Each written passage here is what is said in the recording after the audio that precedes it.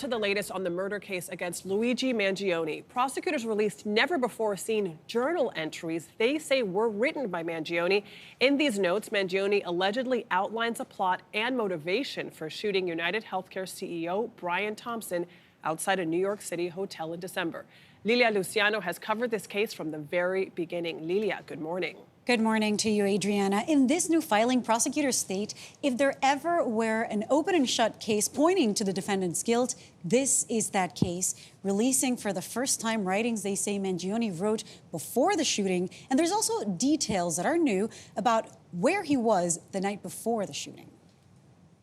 In a new court filing, prosecutors allege on December 3rd, 2024, the night before UnitedHealthcare CEO Brian Thompson was killed outside a Manhattan Hilton hotel, murder suspect Luigi Mangione was in the area and walked by Thompson on the street.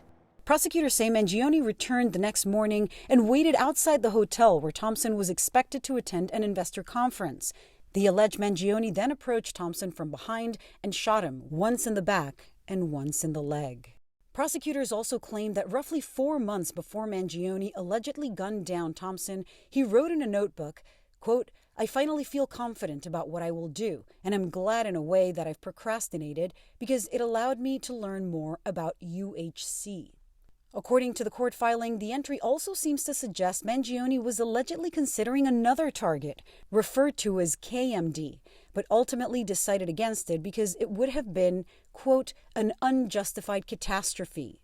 Prosecutors allege he wrote, "The target is insurance. It checks every box." In another entry from October, prosecutors allege Mangione wrote, quote, "1.5 months. The investor conference is a true windfall. It embodies everything wrong with our health system." CBS News legal contributor Jessica Levinson.